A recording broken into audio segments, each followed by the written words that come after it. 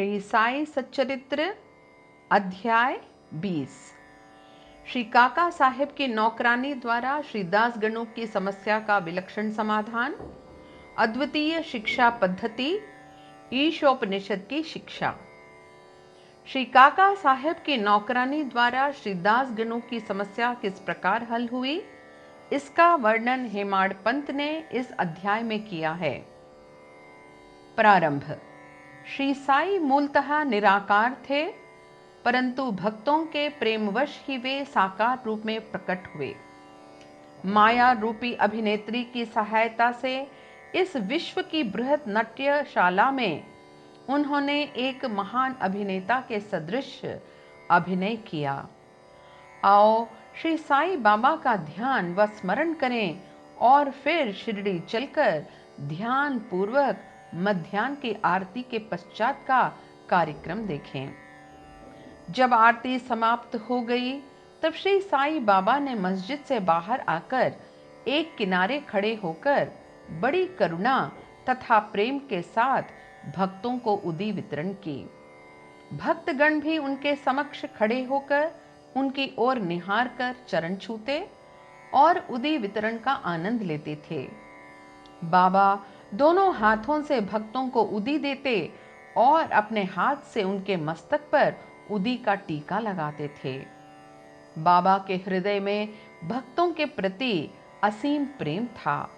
वे भक्तों को प्रेम से संबोधित करते, ओ भाऊ आप जाओ भोजन करो, अन्ना तुम भी अपने घर जाओ, बापू तू भी जा और भोजन कर।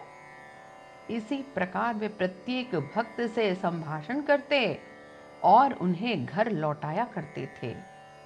आहा, क्या दिन थे वे, जो अस्त हुए तो ऐसे कि फिर इस जीवन में कभी न मिले। यदि तुम कल्पना करो तो अभी भी उस आनंद का अनुभव कर सकते हो। अब हम साई की आनंदमयी मूर्ति का ध्यान कर नम्रता, प्रेम और आदर पूर्वक उनकी चरण वंदना कर इस अध्याय की कथा आरंभ करते हैं। ईशोपनिषद। एक समय श्री दास गणों ने ईशोपनिषद पर टीका लिखना प्रारंभ किया। वर्णन करने से पूर्व इस उपनिषद का संक्षिप्त परिचय भी देना आवश्यक है। इसमें वैदिक संहिता के मंत्रों का समावेश होने के कारण इसे मंत्रोपनिषद भी कहते हैं और साथ ही इसमें यजुर्वेद के अंतिम 40वें अध्याय का अंश सम्मिलित होने के कारण यह वाजस्नेयी संहितोपनिषद के नाम से भी प्रसिद्ध है। वैदिक संहिता का समावेश होने के कारण इसे उन अन्य उपनिषदों की अपेक्षा श्रेष्ठतर माना जाता है जो कि ब्राह्मण और आरण्यक इन विषयों के विवरणात्मक ग्रंथ की कोटि में आते हैं। इतना ही नहीं, अन्य उपनिषद तो केवल ईशोपनिषद में वर्णित गूढ़ तत्वों पर ही आधारित टीकाएं हैं। पंडित सातवलेकर द्वारा रचित बृहदारण्यक उपनिषद एवं ईशोपनिषद की टीका प्रचलित टीकाओं में सबसे श्रेष्ठ मानी जाती है। Professor R.D. रानाडे का कथन है कि ईशोपनिषद एक लघु उपनिषद होते हुए भी उसमें अनेक विषयों का समावेश है, जो एक असाधारण अंतर्दृष्टि प्रदान करता है। इसमें केवल 18 श्लोकों में ही आत्म तत्व वर्णन, एक आदर्श संत की जीवनी जो आकर्षण और कष्टों के संसर्ग में भी अचल रहता है, कर्म योग के सिद्धांतों का प्रतिबिंब जिसका बाद में सूत्रीकरण किया गया तथा ज्ञान और कर्तव्य के पोषक तत्वों का वर्णन है, जिसके अंत में आदर्श, चमत्कारिक और आत्मा संबंधी गूढ़ तत्वों का संग्रह है। इस उपनिषद के संबंध में संक्षिप्त परिचय से स्पष्ट है कि इसका प्राकृत भाषा में वास्तविक अर्थ सहित अनुवाद करना कितना दुष्कर कार्य है। श्री दास गणों ने ओवी छंदों में अनुवाद तो किया, परंतु उसके सार तत्व को ग्रहण न कर सकने के कारण उन्हें अपने कार्य से संतोष न हुआ। इस प्रकार असंतुष्ट होकर उन्होंने कई अन्य विद्वानों से शंका निवारणार्थ परामर्श और वाद विवाद भी किया, परंतु समस्या पूर्ववत जटिल ही बनी रही और संतोषजनक भावार्थ करने में कोई भी सफल न हो सका। इसी कारण श्री दास गणु बहुत ही असंतुष्ट हुए। केवल सद्गुरु ही अर्थ समझाने में समर्थ। यह उपनिषद वेदों का महान विवरणात्मक सार है। इस अस्त्र के प्रयोग से जन्म मरण का बंधन छिन्न भिन्न हो जाता है और मुक्ति की प्राप्ति होती है। अतः श्री दास गणु को विचार आया कि जिसे आत्म साक्षात्कार हो चुका हो, केवल वही इस उपनिषद का वास्तविक अर्थ कर सकता है। जब कोई भी उनकी शंका का निवारण न कर सका, तो उन्होंने शिरडी जाकर बाबा के दर्शन करने का निश्चय किया। जब उन्हें शिरडी जाने का शुभ अवसर प्राप्त हुआ, तो उन्होंने बाबा से भेंट की और चरण वंदना करने के पश्चात उपनिषद में आई हुई कठिनाइयां उनके समक्ष रखकर उनसे हल करने की प्रार्थना की। श्री साईं बाबा ने आशीर्वाद देकर कहा, चिंता करने की कोई आवश्यकता नहीं, उसमें कठिनाई ही क्या है। जब तुम लौटोगे तो विले पार्ले में काका दीक्षित की नौकरानी तुम्हारी शंका का निवारण कर देगी। उपस्थित लोगों ने जब ये वचन सुने तो वे सोचने लगे कि बाबा केवल विनोद ही कर रहे हैं और कहने लगे कि क्या एक अशिक्षित नौकरानी भी ऐसी जटिल समस्या हल कर सकती है। परंतु दास गणु को तो पूर्ण विश्वास था कि बाबा के वचन कभी असत्य नहीं हो सकते, क्योंकि बाबा के वचन तो साक्षात ब्रह्म वाक्य ही हैं। काका की नौकरानी। बाबा के वचनों में पूर्ण विश्वास कर वे शिरडी से विले पार्ले में पहुंचकर काका दीक्षित के यहां ठहरे। दूसरे दिन दास गणु सुबह की मीठी नींद का आनंद ले रहे थे। तभी उन्हें एक निर्धन बालिका के सुंदर गीत का स्पष्ट और मधुर स्वर सुनाई पड़ा। गीत का मुख्य विषय था एक लाल रंग की साड़ी, वह कितनी सुंदर थी, उसका जरी का आंचल कितना बढ़िया था, उसके छोर और किनारे कितने सुंदर थे, इत्यादि। उन्हें वह गीत अति रुचिकर प्रतीत हुआ। इस कारण उन्होंने बाहर आकर देखा कि यह गीत एक बालिका नामिया की बहन, जो काका साहेब दीक्षित की नौकरानी है, गा रही है। बालिका बर्तन मांज रही थी और केवल एक फटे कपड़े से तन ढके हुए थी।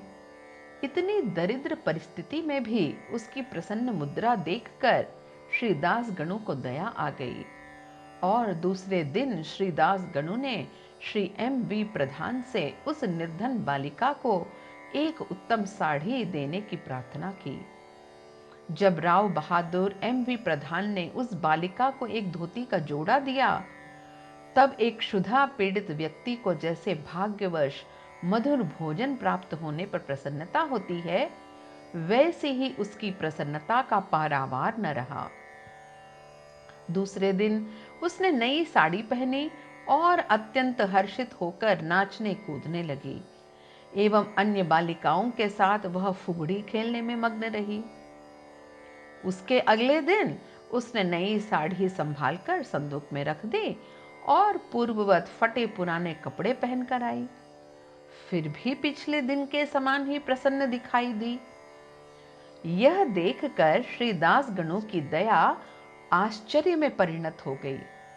उनकी ऐसी धारणा थी कि निर्धन होने के ही कारण उसे फटे चिथड़े कपड़े पहनने पड़ते थे, परंतु अब तो उसके पास नई साड़ी थी जिसे उसने संभाल कर रख दिया था और फटे कपड़े पहनकर भी उसी गर्व और आनंद का अनुभव करती रही।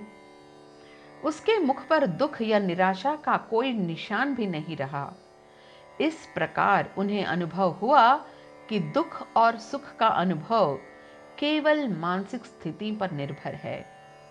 इस घटना पर गूढ़ विचार करने के पश्चात वे इस निष्कर्ष पर पहुंचे कि भगवान ने जो कुछ दिया है उसी में समाधान वृत्ति रखनी चाहिए और यह निश्चय पूर्वक समझना चाहिए कि वह सब चराचर में व्याप्त है और जो भी स्थिति उसकी दया से प्राप्त है वह अपने लिए अवश्य ही लाभप्रद होगी। इस विशिष्ट घटना में बालिका की निर्धन अवस्था, उसके फटे पुराने कपड़े और नई साड़ी देने वाला तथा उसकी स्वीकृति देने वाला, ये सब ईश्वर द्वारा ही प्रेरित था। श्रीदास गणों को उपनिषद के पाठ की प्रत्यक्ष शिक्षा मिल गई, अर्थात जो कुछ अपने पास है उसी में समाधान वृत्ति माननी चाहिए। सार यह है कि जो कुछ होता है सब उसी की इच्छा से नियंत्रित है, अतः उसी में संतुष्ट रहने में हमारा कल्याण है। अद्वितीय शिक्षा पद्धति। उपर्युक्त घटना से पाठकों को विदित होगा कि बाबा की पद्धति अद्वितीय और अपूर्व थी।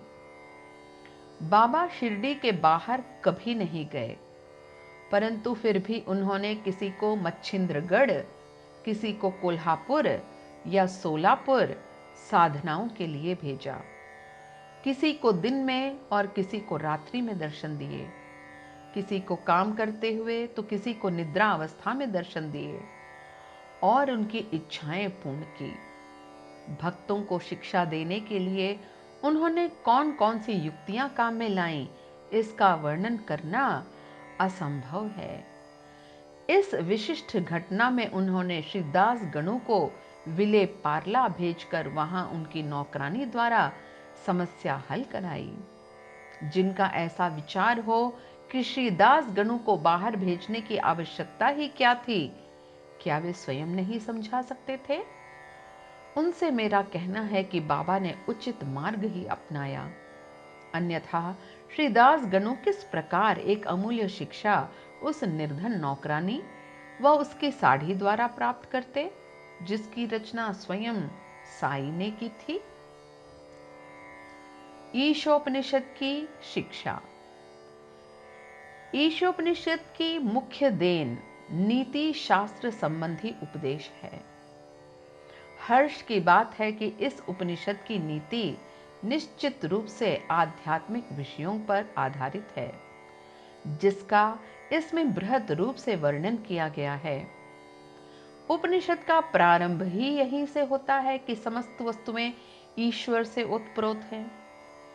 यह आत्म विषयक स्थिति का भी एक उपसिद्धांत है और जो नीति संबंधी उपदेश उससे ग्रहण करने योग्य है वह यह है कि जो कुछ ईश कृपा से प्राप्त है उसमें ही आनंद मानना चाहिए और दृढ़ भावना रखनी चाहिए कि ईश्वर ही सर्वशक्तिमान है और इसलिए जो कुछ उसने दिया है वही हमारे लिए उपयुक्त है।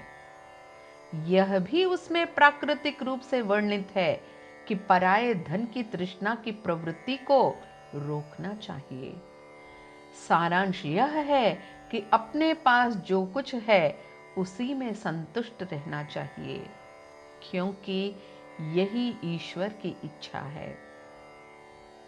चरित्र संबंधी द्वितीय उपदेश यह है कि कर्तव्य को ईश्वर इच्छा समझते हुए जीवन व्यतीत करना चाहिए, विशेषतः उन कर्मों को जिनको शास्त्र में वर्णित किया गया है।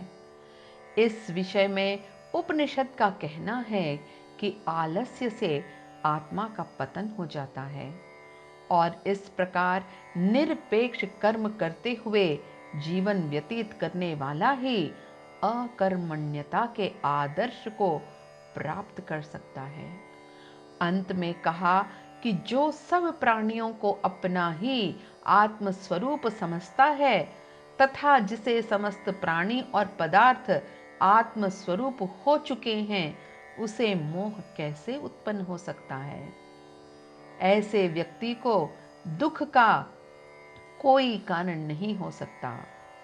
सर्वभूतों में आत्मदर्शन न कर सकने के कारण भिन्न भिन्न प्रकार के शोक, मोह और दुखों की वृद्धि होती है।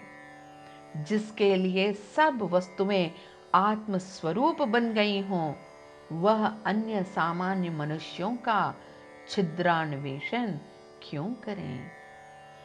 श्री सद्गुरु साईनाथ अर्पणमस्तु। शुभम भवतु।